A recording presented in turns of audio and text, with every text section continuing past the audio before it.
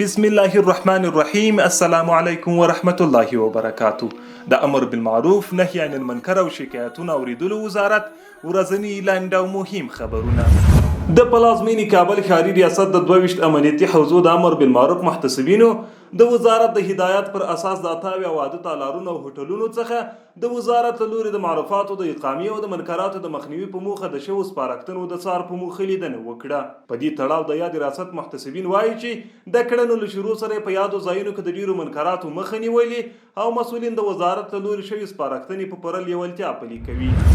د خوست ولایت د امر بالمعروف محتسبینو د خپل ورځنیو کړنو په جریان کې د امارتي ادارو له مسؤلینو، ښوونیزو مرکزونو، نظامي ځایونو، روغتونونو او د ورزشي کلبونو له مسؤلینو سره په بېلابېلو ناستو کې هغوی ته سپارښتنه وکړه چې د امر بالمعروف وزارت له لوري په هره برخه کې ټاکل شوې سپارښتنې په پوره توګه پلي کړي او په یادو ځایونو کې د شته منکراتو مخه ونیسي.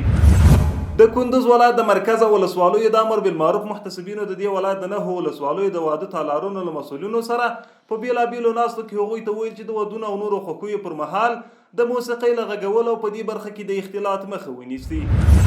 د لوګر ولایت د امر بالمعروف محتسبینو د دې ولایت د بیلابیلو امارتي ادارو له مسؤلینو سره د وزارت له لوري په امارتي ادارو کې د معروفاتو د اقامې او د منکراتو د مخنیوي په موخه د شوو سپارښتنو د پلي کولو په پار ناستې ترسره کړي. د پکتیکا ولایت د مرکز کرنې او 12 ولسوالیو د امر بالمعروف محتسبینو له ځایي خلکو او دیني عالمانو سره د شرعي حجاب رعایتولو په ودونو او نورو خوښیو کې د بې ځایه لګښتونو او غیر شرعي دودونو د مخنیوي په موخه ناستې ترسره کړي.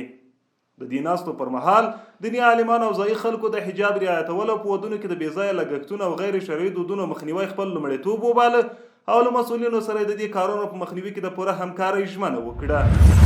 په ارزګان ولایت کې د امر بالمعروف وزارت اړوند محتسبینو د اصلاح او روزنې ریاست له لوري د محتسبینو د ظرفیت لوړونې، د هغوی د کړنو د ارزونې او په دې برخه کې د هغوی د ستونزو اوریدلو په موخه جوړ شوی 4 ورځنی روزنیز سیمینار پای ته ورسید. بلخوا د غزنی ولایت د امر بالمعروف محتسبینو د دې ولایت نظامی مسؤلینو سره د مشرتابه د فرامین او د امر بالمعروف وزارت د سپارښتنو د پلي کولو په پار ناسته ترسره کړه. وار د شمله ورو شو شار د شمله ورو دی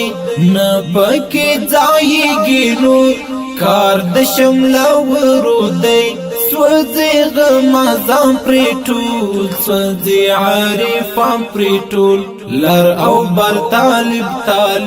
څار د شمله ورو دی.